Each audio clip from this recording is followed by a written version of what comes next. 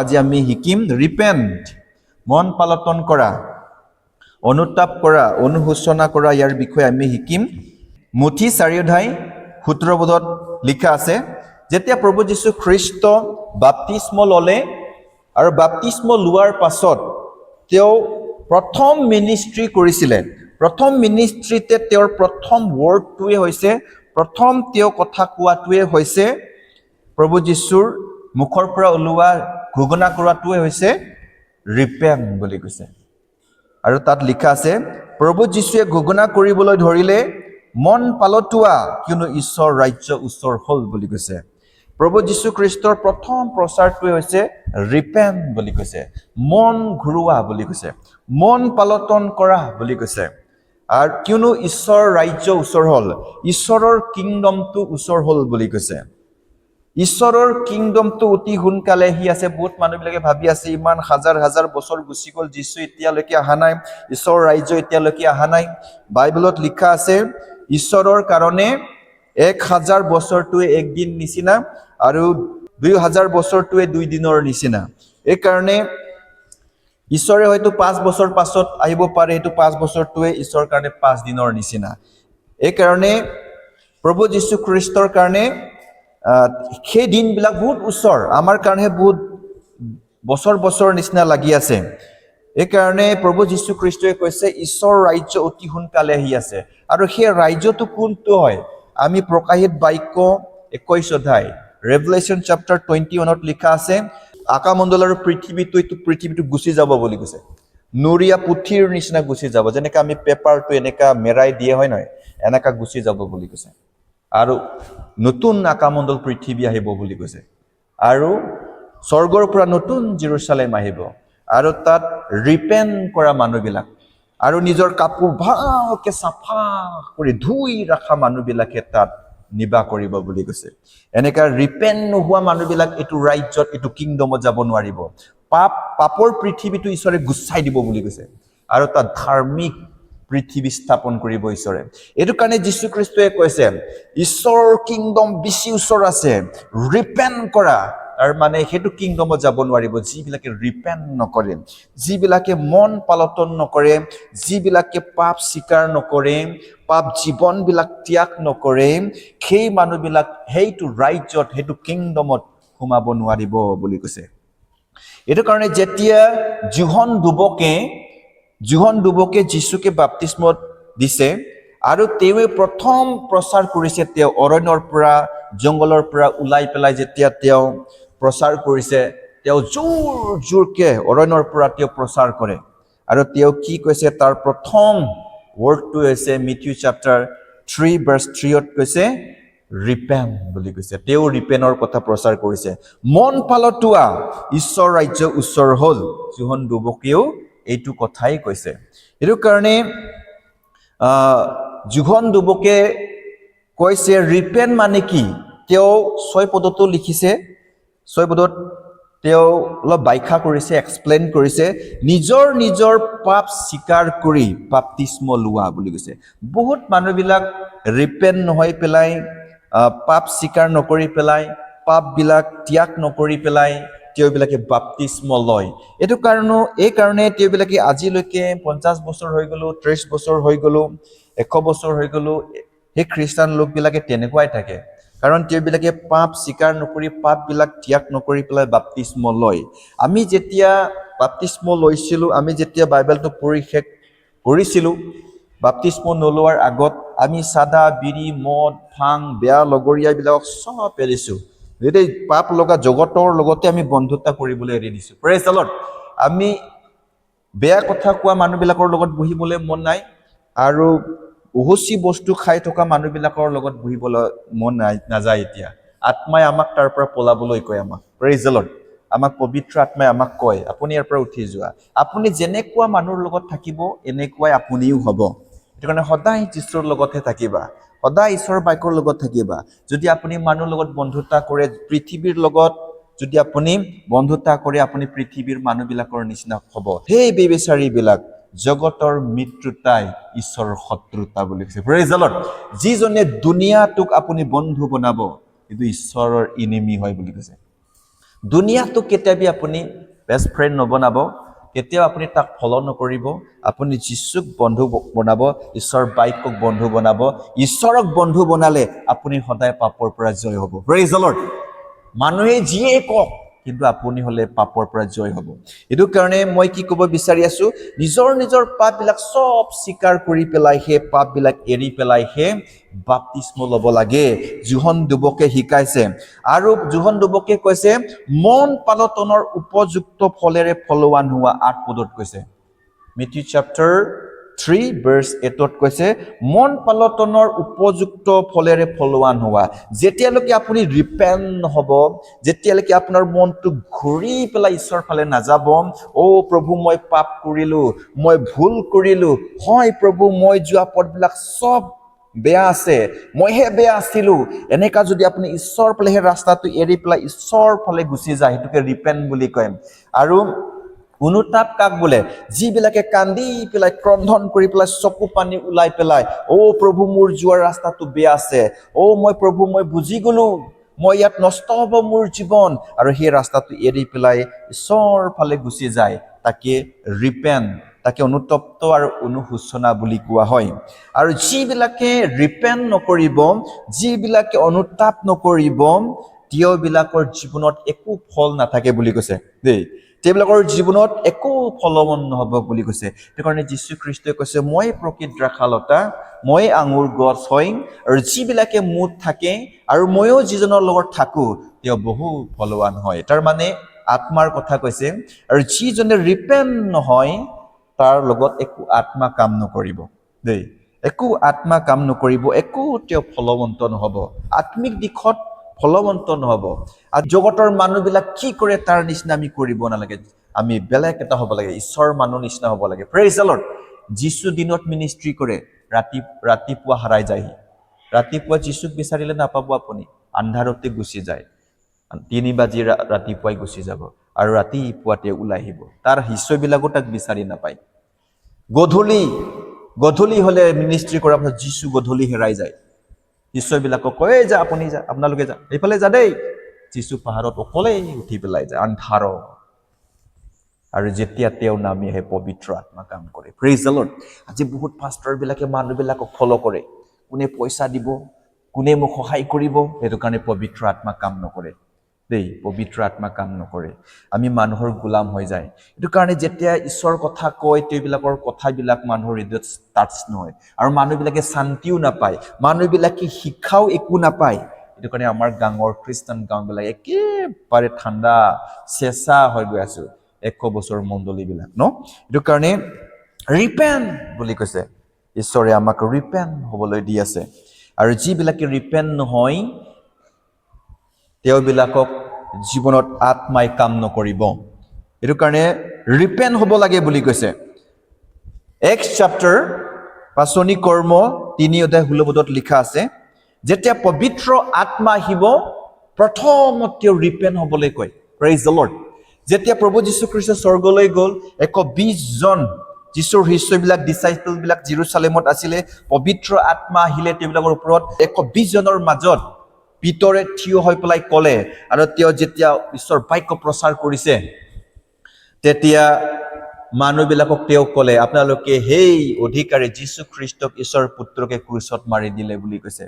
তেতিয়া সব মানুহবিলাকৰ হৃদয়ত টাচ হৈছে ঈশ্বৰৰ কথা। যেতিয়া পবিত্ৰ আত্মাৰে ঈশ্বৰৰ কথা ক'ব, মানুহৰ হৃদয়ত টাচ কৰে, স্পৰ্শ কৰে, বিজি খুচা নিচিনা খুচিব। আৰু তেতিয়া মানুহবিলাকে ক'লে, অ' তেনেহ'লে আমি কি কৰিম বুলি কৈছে। তেতিয়া পিতৰে কৈছে, তোমালোকৰ পাপ মোচন হয়, এইটো কাৰণে তোমালোকে ৰিপেণ্ট হ'ব লাগে, আৰু ঈশ্বৰৰ সন্মুখৰ পৰা তোমালোকলৈ শান্তিযুক্ত কাল আহে, শান্তিৰ সময়, শান্তিৰ দিন আপোনালোকলৈ আহিব বুলি কৈছে। Praise the lord. যেতিয়ালৈকে আমি ৰিপেণ্ট নহ'ম, যেতিয়া আমি আমাৰ মনবিলাক নুঘূৰাম, তেতিয়ালৈকে আমাৰ জীৱনত সেই শান্তিৰ দিন, শান্তিৰ আশীৰ্বাদৰ দিনবিলাক আমাৰ জীৱনত নাহিব। সেইকাৰণে যেতিয়া পবিত্ৰ আত্মাহে পাপৰ বিষয়ে কয় বুলি কৈছে। এইটো আপোনালোকে এক্স চেপ্টাৰ 3 ভাৰ্চ 19 লিখা আছে, অসমীয়াত এনেকৈ লিখা আছে, মন পালতাই ঘূৰি আহা যেন তোমালোকৰ পাপ মোচন হয়, আৰু এইদৰে প্ৰভুৰ সন্মুখৰ পৰা শান্তিযুক্ত কাল আহে। মন ঘূৰোৱা বুলি কৈছে।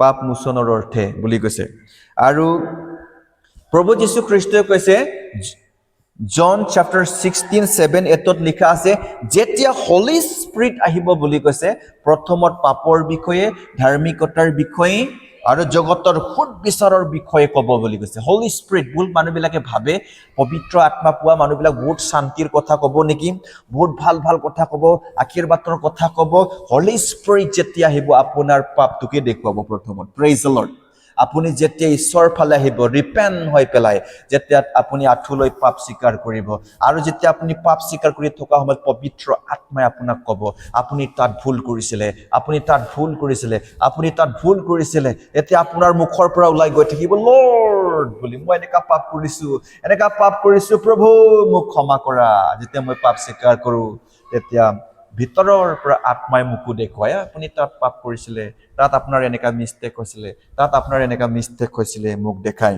তেতিয়া এই বাক্যবিলাক যেতিয়া মই পঢ়ো তেতিয়া সঁচাদেই হলি স্পিৰিটে কাম কৰে প্ৰেইজ দ্য লৰ্ড তেওঁ পাপৰ বিষয়ে জনাই বুলি কৈছে হলি স্পিৰিটে আপোনাৰ ইয়াত মিষ্টেক আছে আপুনি এইবিলাক পাপবিলাক এৰিব লাগে আৰু আপুনি ভাল মানুহ হ'ব লাগে প্ৰেইজ দ্য লৰ্ড হলি স্পিৰিটে ক'ব আৰু যীশু খ্ৰীষ্ট আহি আছে কেনেকা সুদ বিচাৰবিলাক আছে সুদ বিচাৰৰ বিষয়ে পবিত্ৰ আত্মাই কৈ থাকিব এই যীশু আহি আছে দেই ৰিপেন্ট হৈ থাকিব লাগে চাফা হৈ থাকিব লাগে যীশুৰ সুদ বিচাৰবিলাক অতি সোনকালে আহি আছে মণ্ডলীবিলাকত যদি পবিত্ৰ আত্মা পোৱা মানুহবিলাক থাকিব পবিত্ৰ আত্মাই তেওঁবিলাকৰ যোগেদি ক'ব ৰিপেন্ট হ'ব লাগে পাপ ক্ষমা পাই থাকিব লাগে চাফা হৈ থাকিব লাগে যীশুৰ বিচাৰত থিয় হ'ব লাগিব যীশুৰ যেটো শেষ বিচাৰত যেটো ভয়ংকৰ সময়বিলাক উপস্থিত হ'ব আচৰিত এনেকা ভয়ংকৰ ক্লেবিলাক আছে সেই দিনবিলাকৰ পৰা বাচি থাকিবৰ কাৰণে পবিত্ৰ আত্মাই শিক্ষা দিব মণ্ডলীবিলাকক আৰু ধাৰ্মিকতা জীৱন যাপন কেনেকৈ কৰিব লাগে ধাৰ্মিকৰ ৰাস্তাবিলাকো পবিত্ৰ আত্মাই দেখুৱাব প্ৰেইজ দ্য লৰ্ড এইবিলাকৰ যোগেদি শিক্ষা দিব এইটো কাৰণে হলি স্পিৰিট যেতিয়াহে ফাৰ্ষ্ট আমাৰ পাপ কৰাৰ বিষয়ে পবিত্ৰ আত্মাই আমাক শিকায় লুক 13:15 আমি তাত পাওঁ যীশু খ্ৰীষ্টৰ ওচৰত আহি পেলাই মানুহবিলাকে কৈছে যে প্ৰভু এটা ওখ ঘৰ চিলু এটা ঠাই নাম আছে চিলু আৰু তাত ওখ ঘৰ ওখ বিল্ডিংটো পৰি পেলাই 18জন মানুহ মৰিছে বুলি কৈছে আৰু মানুহবিলাকে আহি পেলাই যীশুক কৈছে সেই মানুহবিলাক বহুত পাপী আছিলে নেকি প্ৰভু যীশু যে তেওঁবিলাকে মৰিলে বুলি কৈছে তেতিয়া প্ৰভু যীশু খ্ৰীষ্টই কৈছে সেই মানুহবিলাক গালিলিয়া মানুহবিলাক সেই গালিলিয়া লোকতকৈ সকলোতকৈ পাপী আছিলে বুলি তোমালোকে ভাবিছা নেকি বুলি কৈছে আৰু যীশু খ্ৰীষ্টই তেওঁবিলাকক কৈছে তোমালোকো যদি ৰিপেন্ট নহয় আপোনালোকো যদি মন পালটন নকৰে তেতিয়াহ'লে আপোনালোকো এনেকৈ বিনষ্ট হ'ব বুলি কৈছে এনেকৈ নষ্ট হ'ব বুলি কৈছে ইয়াতে প্ৰভু যীশু খ্ৰীষ্টই ক'ব বিচাৰি আছে ঈশ্বৰত থকা মানুহবিলাকো ৰিপেন্ট হৈ থাকিব লাগে আৰু পাপত থকা মানুহবিলাকো ৰিপেন্ট হ'ব লাগে আমি বহুত পুৰণা খ্ৰীষ্টান আমি সব জানো এনেকা নহয় আমিও ৰিপেন্ট হৈ থাকো সদায় পাপ স্বীকাৰ কৰোঁ ৰাতিপুৱা গধূলি আমি পাপ স্বীকাৰ কৰোঁ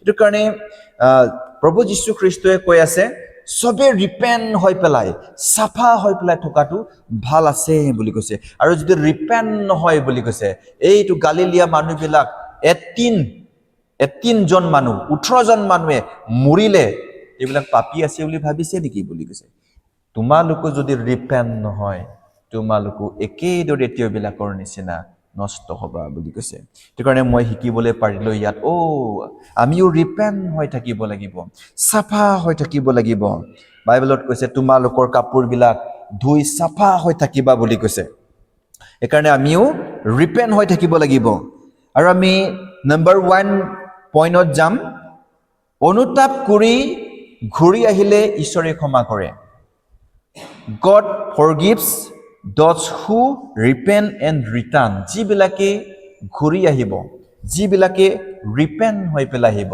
পাপক ত্যাগ কৰি পেলাই আহিব অনুতাপ কৰিব তেওঁবিলাক ঈশ্বৰে ক্ষমা কৰে কেনেকৈ অনুতাপ কৰিব লাগে কেনেকৈ অনুশোচনা কৰিব লাগে বাইবেলত বহুত এক্সাম্পল বিলাক আছে যিশুৱে আমাক দিছে বাহিৰৰ কথাবিলাক বহুত ক'বলৈ মন যায় কিন্তু আত্মাই কয় বাইবেলত ইমান উদাহৰণ বিলাক আছে বাইবেলৰ কথাই ক'বা আউটৰ কথা নকবা বুলি কয় কাৰণে বাইবেলৰ কথাই ক'বলৈ ইচ্ছা কৰি আছো কোন মানুহ বাইবেলত ৰিপেন্ট হোৱা মানুহ ইমান মানুহবিলাক আছে আমি বাইবেলত পাওঁ প্ৰথম আমি পাওঁ লুক চেপ্টাৰ 15 আমি পাওঁ অপব্যয় পুত্ৰ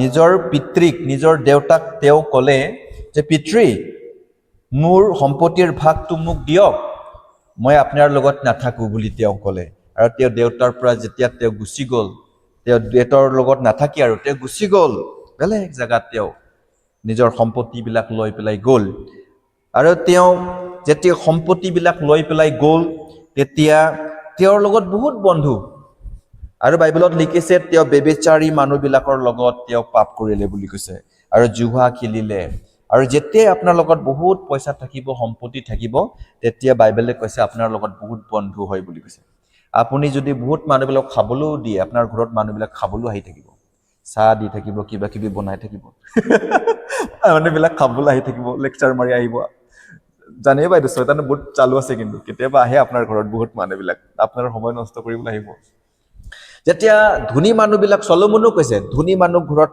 ন বহুত মানুহবিলাক যায় বুলি কৈছে আৰু তেওঁলোকৰ বন্ধু বেছি হয় বোলে দুখীয়া মানুহৰ বন্ধু নাই বুলি কৈছে এইটো কাৰণে যেতিয়া সেই ল'ৰাৰ লগত অপব্যয় পুত্ৰৰ লগত বহুত পইচা আছিলে তাৰ লগত বহুত বন্ধু আছিলে আৰু তেওঁৰ লগত উঠা বহা খোৱা বোৱা বহুত মানুহবিলাকে কৰিলে আৰু যেতিয়া তাৰ পইচা শেষ হৈ গ'ল সব বন্ধুবিলাক তেওঁক এৰি পেলাই গুচি গ'ল আৰু তেওঁৰ হাতত পইচা নাই খাবলৈ পইচা নাই তেওঁ কাম বিচাৰিছে এজন মানুহে তাক কাম দিছে গাহৰি চাবৰ কাৰণে গাহৰি চৰুৱা কাম দিছে আৰু ভাত খাবলৈ বিচাৰিছে মোক আহাৰ দিবা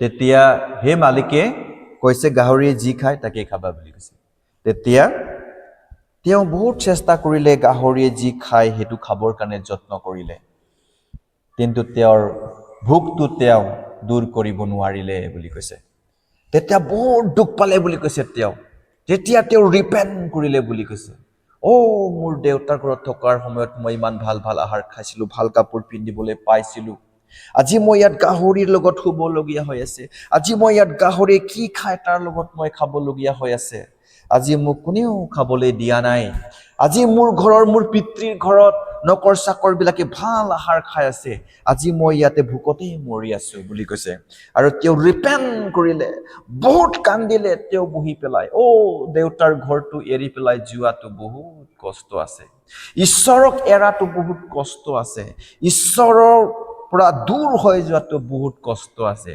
ঈশ্বৰক এৰি যোৱা মানুহবিলাক সন্মান নাপায় দেই বহুত আপুনি চেষ্টা কৰিব সন্মান পাবলৈ কিন্তু আপুনি সন্মান নাপাব বহুত মৰম পাবলৈ আপুনি চেষ্টা কৰিব কিন্তু মৰম নাহিব মানুহবিলাক আপোনাক বহুত দিবলৈ মন যাব কিন্তু আপোনাক দিবই নোৱাৰিব কাৰণ আপুনি আৰু মই পাপত আছো আমি ৰিপেন্ট হোৱা নাই বহুত মানুহবিলাকে ভাবে বুঢ়া বুঢ়ী হৈ গ'লে নিজৰ পিতৃ মাতৃক মৰম কৰিব লাগে কিয় এনেকা মৰাই দিলে বাইবেলৰ লিখা আছে সন্মান কৰিব লাগে কাৰণ তেওঁবিলাকে ৰিপেন্ট নহয় ঈশ্বৰ বাক্যমতে জীৱন যাপন নকৰে এইটো কাৰণে তেওঁবিলাকৰ জীৱনত এনেকুৱাই গাহৰিৰ গঁৰালত যেনেকুৱা সেই ল'ৰা দুখ পাইছিলে তেওঁবিলাকক বহুত সন্মান পাবলৈ মন যাব সন্মান নাহিবই প্ৰেম নাহিব